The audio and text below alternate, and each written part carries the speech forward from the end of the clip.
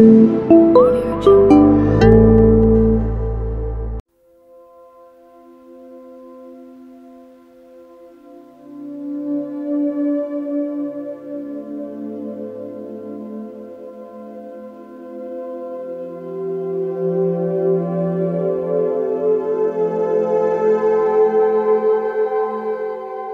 akan berbicara mengenai pentingnya iman dalam hidup kita sebagai orang Kristen. Memang sebenarnya sepanjang masa orang Kristen itu umumnya mengenal bahwa iman adalah dasar hidup Kristiani mereka.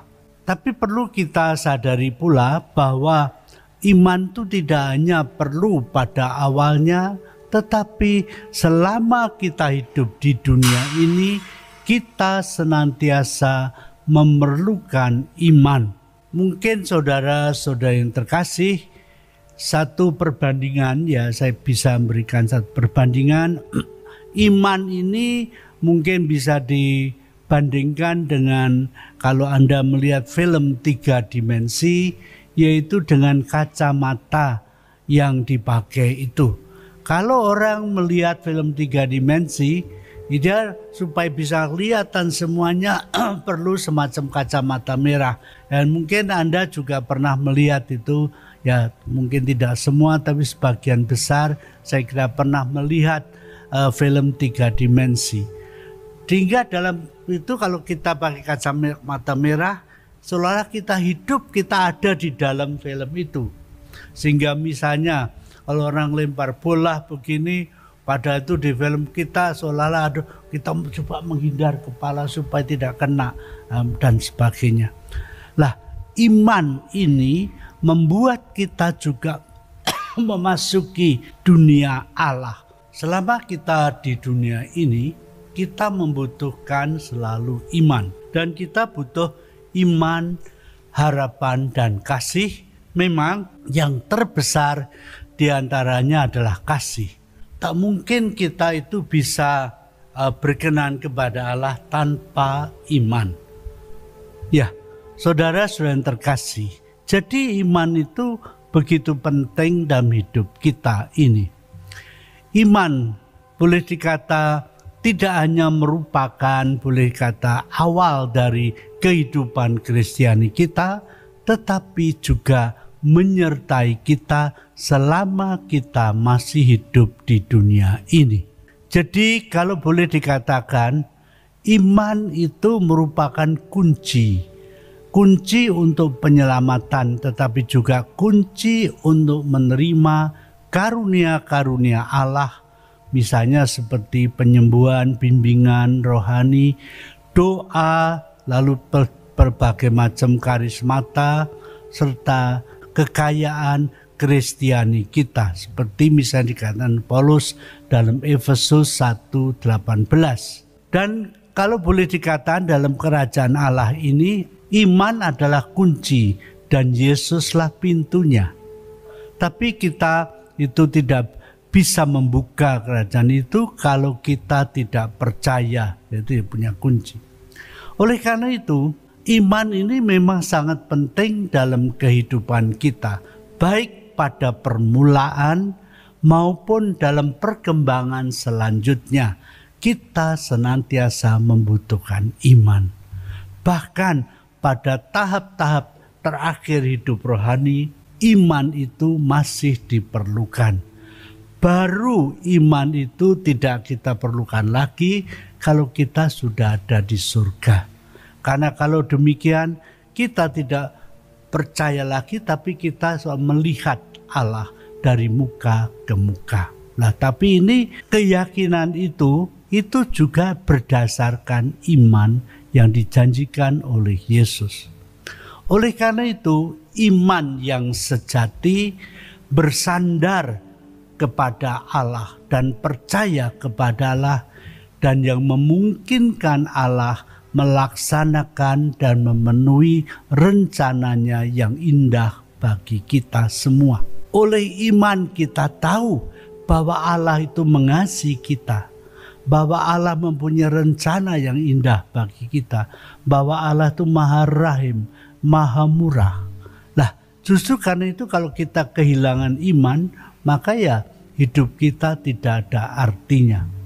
Tapi kalau betul-betul kita percaya, maka hidup kita itu sungguh-sungguh berarti. Dan oleh iman kita tahu bahwa Allah mempunyai rencana. Oleh iman itu dan dari iman, kalau kita membaca firman Tuhan itu hanya bisa kita mengerti kalau kita beriman. Tapi kalau kita tidak beriman, banyak hal yang mungkin tampaknya omong kosong dan sebagainya. Jadi dari iman justru kita tahu bahwa Allah itu begitu mengasihi kita lebih dahulu, dan karena Allah mengasihi kita, Dia juga mempunyai rencana yang indah bagi kita.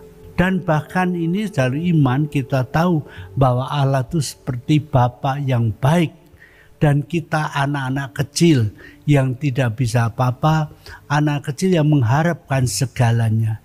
Dan dalam Injil Tuhan Yesus juga mengatakan perumpamaan ini bahwa kita harus menjadi seperti anak kecil terhadap bapaknya. Coba saudara bayangkan anak kecil itu, waktu anak kecil tidak bisa apa-apa, makan tidak bisa mencari makan dan segalanya, pakaian dan kebutuhan sehari-hari semua tergantung dari orang tuanya. Ya, kamu semua pernah jadi anak kecil ya. Jadi itu orang tua tuh melengkapi semuanya. Kalau anak lapar ya diberi makan.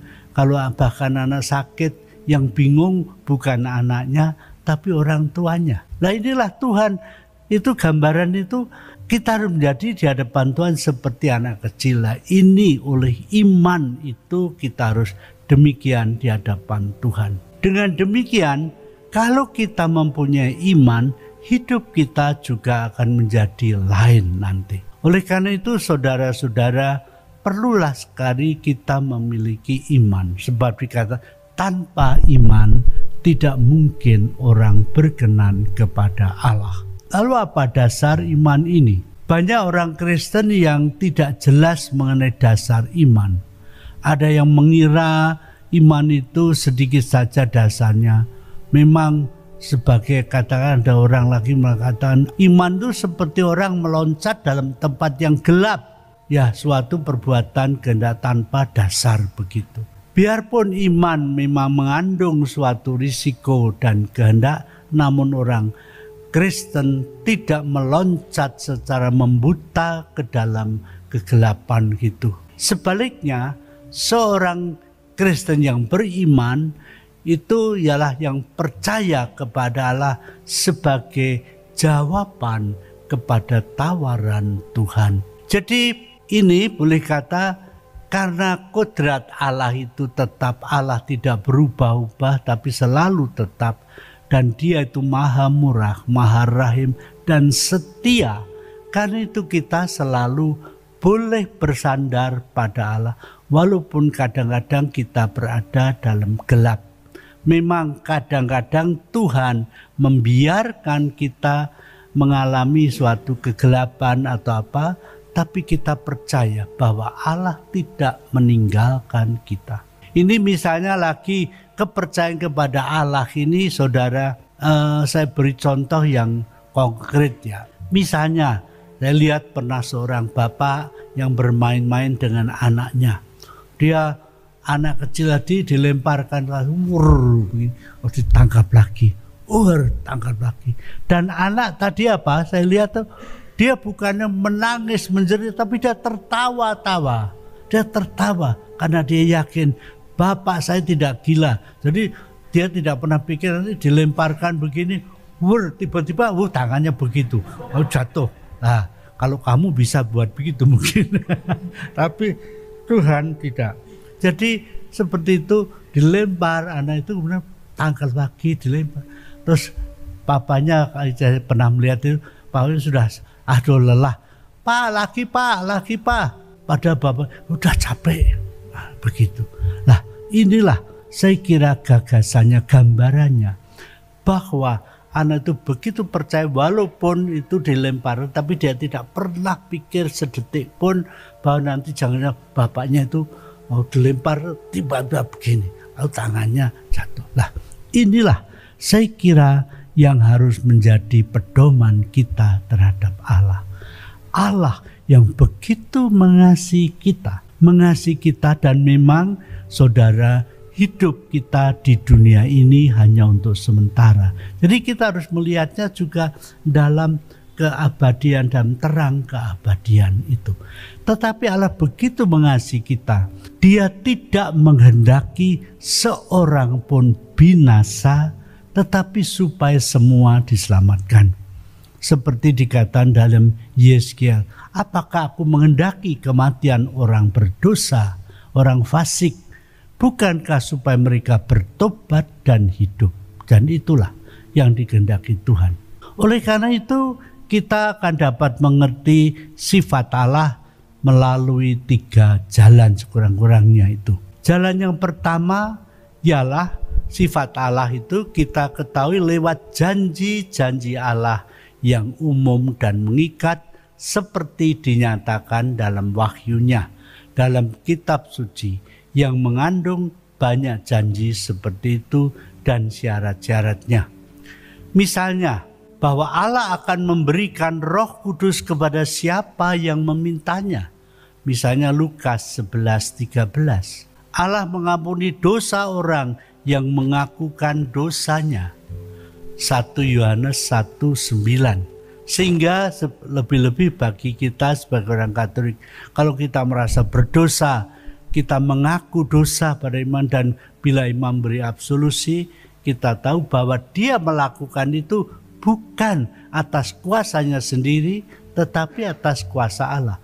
Dan hidup kita akhirnya menjadi tenang karena kita merasa dosa kita diampuni. Jadi bila seorang itu betul percaya kepada Yesus, ya, jadi itu dia tidak usah memohon hidup kekal kepada Allah, tetapi dia bersandar pada janji Allah yang mengikat. Barang siapa percaya kepadanya, kita akan memperoleh hidup yang kekal. Jadi asal kita juga memenuhi syarat yang dimintanya, yaitu hidup sesuai dengan firman Allah. Lalu yang kedua, untuk mengetahui keinginan Allah, yaitu melalui dorongan-dorongan Roh Kudus. Jadi ini, karena Allah hidup di dalam orang Kristen, ia dapat mengharapkan suatu komunisi yang datang daripada Allah. Jadi orang Kristen itu juga itu. Jadi komunikasi itu berupa dorongan-dorongan Roh Kudus dan sebagainya. Jadi itu memang terjadi. Mungkin seorang didorong untuk melakukan sesuatu dan itu bisa terjadi. Misalnya ya, saya masih ingat itu satu contoh. Seorang bapak, waktu saya masih di Ngadireso ya, tapi itu sharing dia pulang dari Ngadireso ke Surabaya. Lalu di tengah jalan dia lewat rumah, sebenarnya rumah temannya ada, tapi sudah lama tidak pernah ketemu. Tapi suatu saat dia didorong, mampir ke sana. Itu dorongan hati. Lalu ketika dia kemudian ngebel temannya itu, aduh, saya itu memang ingin sekali ketemu kamu. Nah, ini puji Tuhan kamu datang sini. Lalu akhirnya dia sharing tentang itu, dan temannya itu yang memang ada masalah waktu itu, akhirnya bapak itu sharing tentang temannya, dan akhirnya temannya itu boleh dikata semacam bertobat dan kembali kepada Tuhan. Nah, ini suatu dorongan. Tapi memang dorongan-dorongan itu kita harus hati-hati. Karena kadang-kadang orang bilang, oh saya perlu didorong Tuhan terus begini. Nah, itu perlu discernment, betul-betul atau tidak.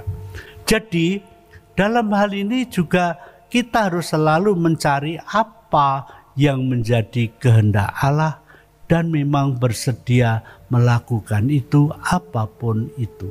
Tapi tentu saja ini harus ada suatu discernment.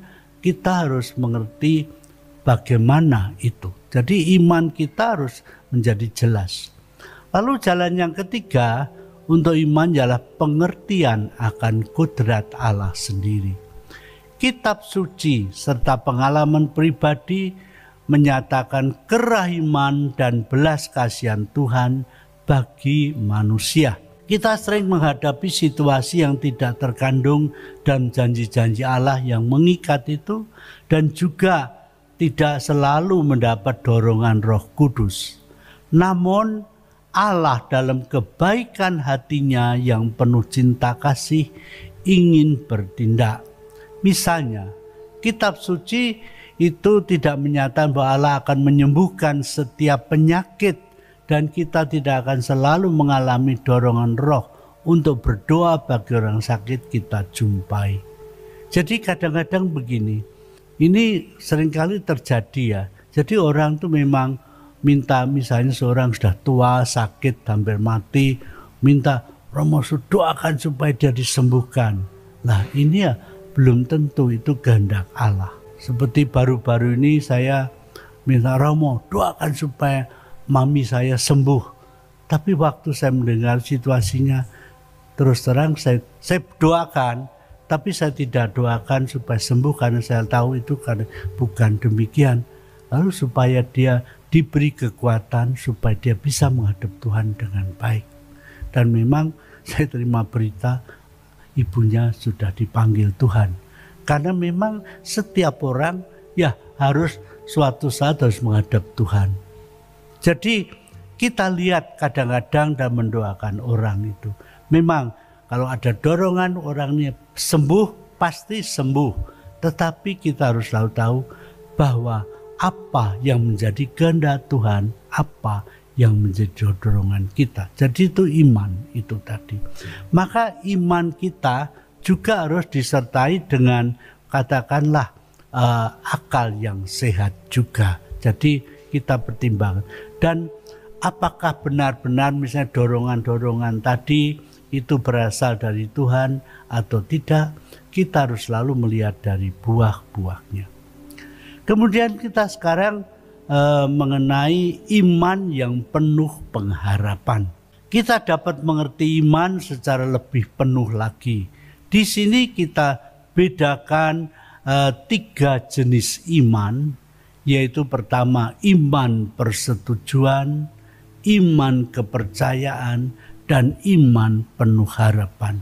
Iman persetujuan berarti menerima kebenaran-kebenaran yang menjadi dasar ajaran Kristiani. Itu yang kita sebut iman persetujuan tadi. Iman seperti ini memang perlu, tetapi tidak cukup. Ya, kamu percaya bahwa hanya ada satu Allah saja. Jadi itu dikatakan demikian.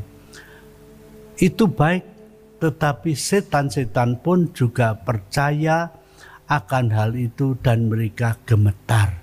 Itu dikatakan Yakobus 2:19. Jadi kita percaya bahwa Allah itu ada, tapi itu tidak cukup.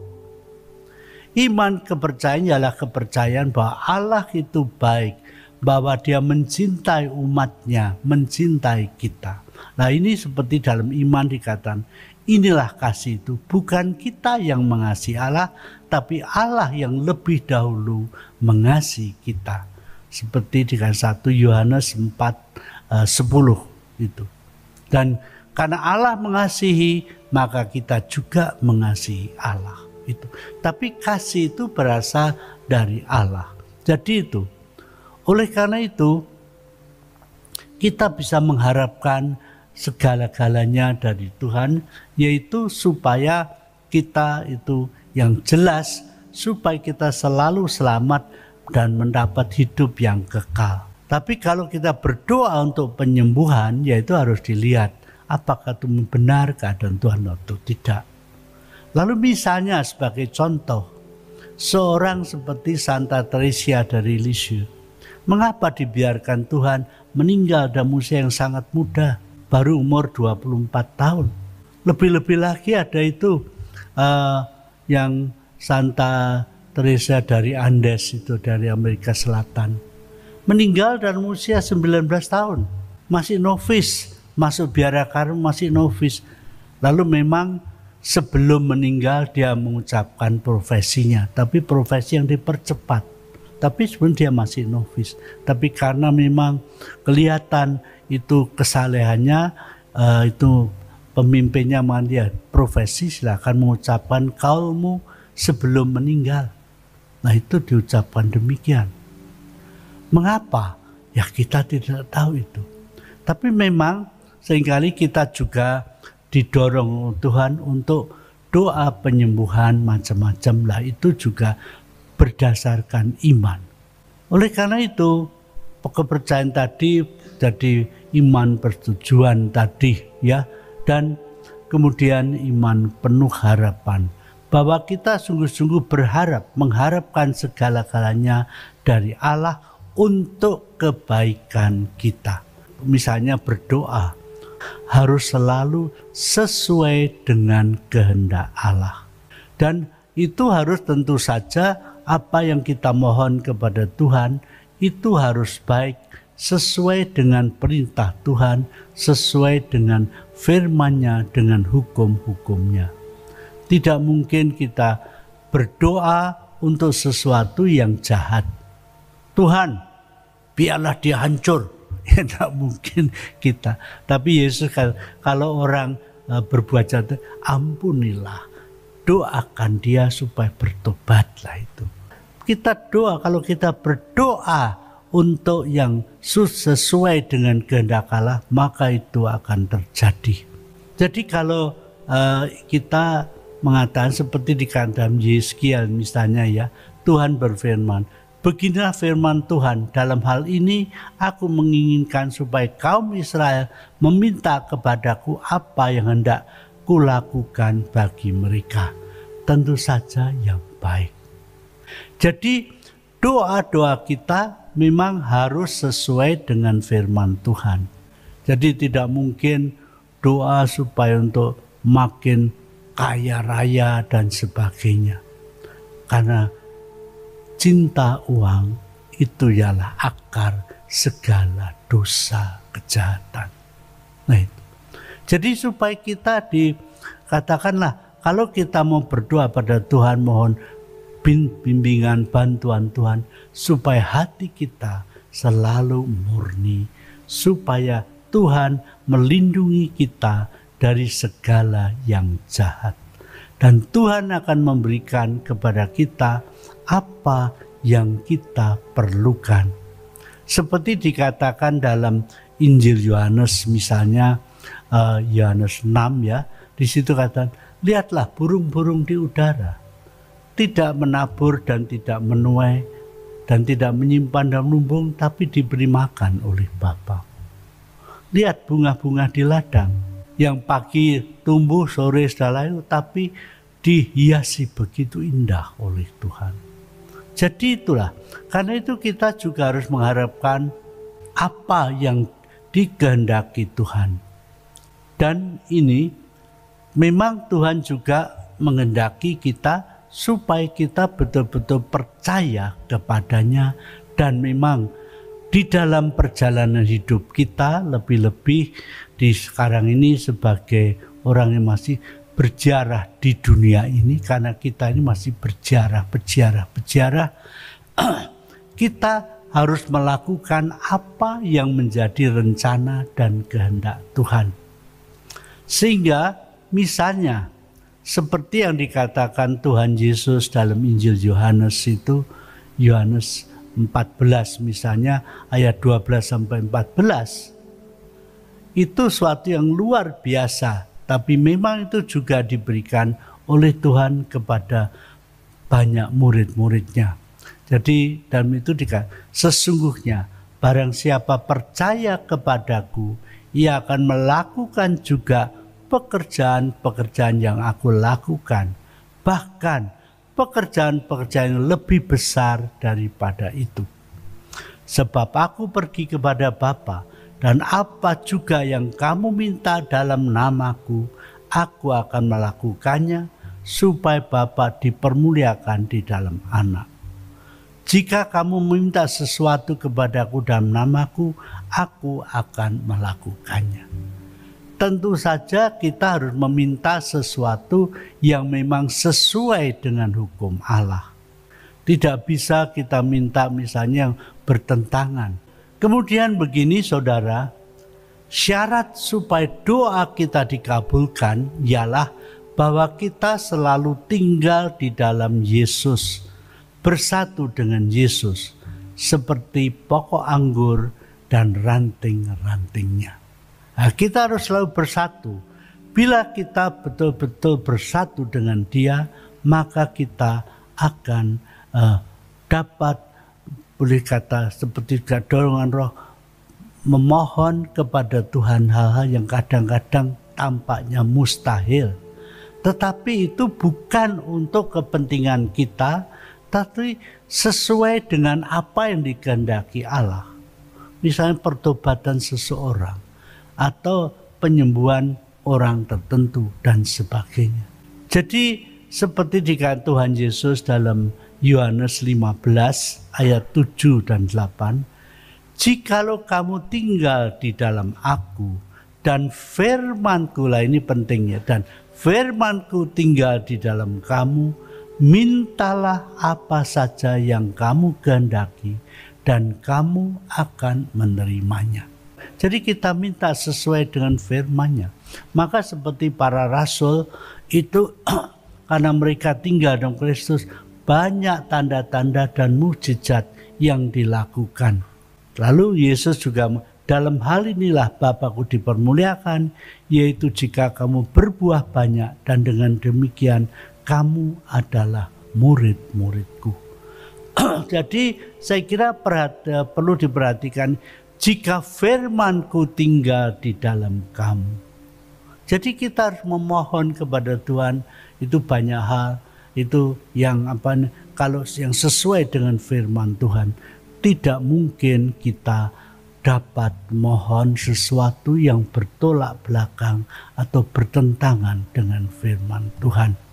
Misalnya kita dalam pelayanan kita juga dalam hal itu, atau banyak orang Kristen yang mengalami sakit fisik, kesukaran ekonomi, kesukaran lainnya sebagai hal yang tidak dapat dihindari. Dan memang itu dalam hal-hal tertentu, kalau memang itu sesuai dengan kehendak Allah, kita dapat melakukan berdoa dan mohon untuk jalan keluar dan sebagainya, dan pasti Tuhan akan mendengarkan kita. Dan hal itu memang bukan sesuatu yang mustahil. Jadi bahkan dalam hal-hal yang kadang-kadang sulit sekali, tapi kita bisa pasrah kepada Tuhan, percaya bahwa pasti ada jalan keluar. Nah, inilah yang disebut iman penuh pengharapan. Oleh karena itu, saudara-saudara yang terkasih, kita harus belajar lebih dahulu mengenal apa yang menjadi kehendak Tuhan. Karena itu misalnya kita boleh berharap pada Tuhan apa saja yang kita sungguh-sungguh perlukan. Tapi memang kita tidak mungkin meminta sesuatu yang bertentangan dengan kehendak Allah. Dari pihak lain memang janji Tuhan jelas sekali bagi kita ya.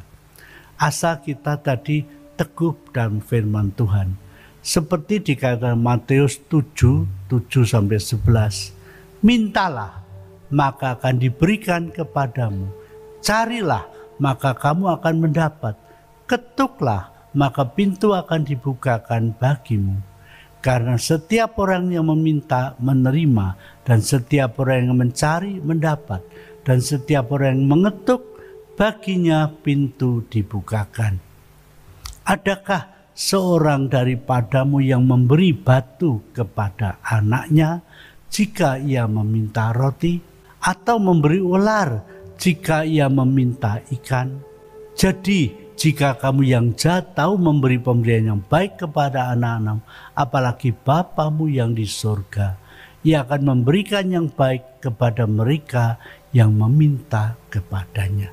Saudara-saudara yang terkasih, jika seseorang bahkan dan perkara kecil memohon kepada Tuhan dan dikabulkan, imannya akan bertambah dan cintanya juga akan berkembang.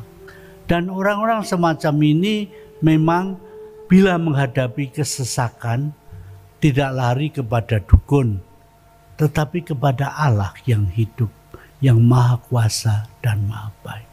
Percaya bahwa Tuhan tidak akan membiarkan dia terus dalam kesesakan, tapi percaya Tuhan akan menolong. Tapi kalau orang tidak percaya, akhirnya kalau ada apa-apa pergi kepada dukun dan macam-macam, hasilnya apa? Malah hidupnya jadi tidak karuan. Sekarang iman itu kita lihat sebagai jawaban yang aktif dan sikap yang tepat.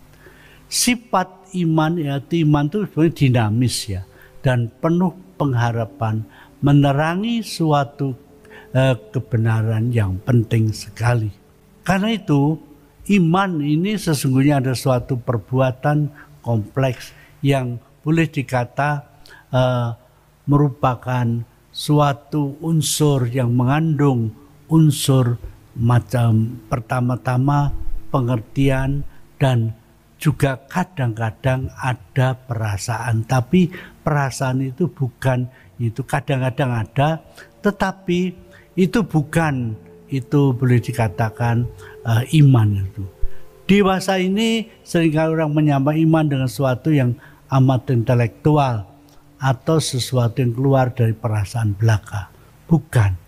Tapi iman itu memang kadang mengandung itu, tetapi iman itu merupakan suatu intuisi. Jadi iman bukan perasaan, melainkan suatu cara berpikir, berbicara dan bertindak yang dapat mengandung juga suatu perasaan, tapi lebih merupakan suatu intuisi tadi. Iman adalah jawaban keluar. Kita percaya akan sabda Tuhan. Karena itu, supaya kita dapat berkembang, kita harus mulai mengerti bagaimana cara tumbuh dalam iman. Nah, di sini kita akan melihat beberapa langkah-langkah positif menuju kepada iman. Pertama, yaitu bacaan rohani. Kita dapat tumbuh dalam iman dengan membaca buku-buku rohani dan tulisan-tulisan yang mengkomunikasikan pandangan hidup Kristiani. Khususnya tulisan-tulisan yang menceritakan karya Allah dan orang-orang Kristen yang setia, seperti riwayat para kudus. Membaca riwayat para kudus, memang macam-macam, para kudus itu macam-macam, itu akan menimbulkan iman. Karena itu memang saya anjurkan, cobalah baca riwayat misalnya seperti Santa Teresa dari Lisieux yang merupakan orang kudus terbesar pada zaman ini. Bacaan yang bermutu dapat memberikan pertumbuhan perkembangan iman kita. Lalu yang kedua, yaitu sabda Allah sendiri. Suatu sarana yang sangat penting untuk tumbuh dalam iman ialah mendengarkan sabda Allah, membaca sabda Allah, merenungkan dan meresap-resapkannya. Jadi ini penting. Jadi sabda Allah kita baca bukan untuk meneliti artinya dan sebagainya, tapi lebih-lebih kita membaca dengan sikap mendengarkan apa yang disabdakan Tuhan. Jadi itu. Jadi seperti dikatakan Santo Paulus, iman itu timbul dari pendengaran dan pendengaran oleh iman akan Kristus. Itu. Jadi demikian. Jadi kita dapat memberikan sabda Allah melalui kitab suci, melalui kadang pengajaran, pewartaan yang memang benar-benar otentik. Tapi kadang-kadang kita harus tahu pengajaran-pengajaran yang kadang-kadang orang-orang tertentu itu mengajarkan hal-hal yang bertolak belakang dengan iman gereja.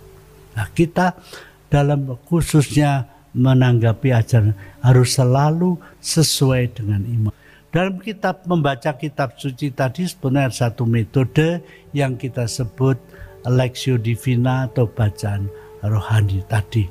Yaitu pertama kita membaca dalam iman. Kemudian kita mencoba meresap-resapkan, merenungkan. Lalu saat kita merenungkan, tentu saja merenungkan itu semua dalam iman. Lalu bagian yang ketiga, langkah ketiga, kita coba berdoa kepada Tuhan.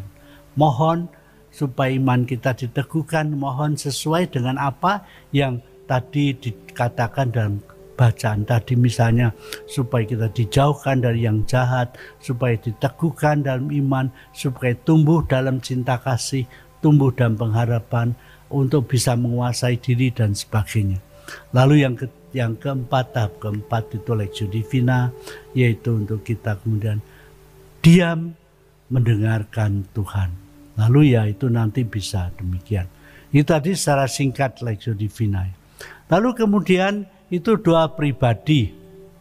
Ini doa pribadi juga dapat dalam bentuk tadi Lectio Divina. Dan kita harus setia dalam doa-doa kita pribadi. Bila kita terus berdoa kepada Tuhan, relasi kita dengan Tuhan akan semakin tumbuh dan berkembang. Dan bila relasi ini tumbuh dan berkembang, hidup kita juga akan menjadi lebih indah. Artinya kita akan dipercaya kepada Tuhan, sehingga sudah di dunia ini kita tidak usah takut, tidak usah khawatir, tidak usah bingung dan sebagainya, tapi percaya kepada Tuhan seperti seorang anak kecil yang selalu percaya kepada orang tuanya. Akan tetapi banyak orang Kristen berdoa seolah-olah mereka mengemis pada seorang yang kejam, yang pelit atau apa. Tapi kalau kita berdoa, kita tahu Bapa kita Maha Murah, Maha Rahim. Dan itu harus betul disertai kepercayaan. Oleh karena itu, bila anak Allah berdoa dengan penuh keyakinan, suatu iman baru akan lahir. Jadi iman kita akan terus tumbuh dan berkembang. Tadi itu. Maka jangan terus kemudian takut, khawatir dan sebagainya. Nah ini ya menjadi hambatan-hambatan kita. Tetapi kalau kita betul-betul mohon supaya Tuhan meneguhkan iman kita, kita tumbuh dari hari ke hari dalam iman, maka juga hidup kita akan menjadi indah. Dan bila kemudian iman kita menjadi sempurna, kita di dunia ini seolah-olah sudah boleh mengalami prarasa kehidupan surgawi. Jadi inilah saudara-saudara, dalam iman kita harus selalu berdoa juga, Tuhan apa yang menjadi kehendak-Mu. Jadi kita selalu mencari kehendak Tuhan, karena dalam iman kita tahu Tuhan menghendaki selalu yang terbaik. Dan jalan Tuhan seringkali bertentangan dengan pikiran kita. Seperti di dalam Yesaya itu, jalanku bukan jalanmu, pikiranku bukan pikiranmu. Seperti tingginya langit dari bumi, demikian tingginya jalanku dari jalanmu, pikiranku dari pikiranmu. Karena itu kita harus berani percaya kepada Tuhan, karena itulah yang terbaik bagi kita. Amin.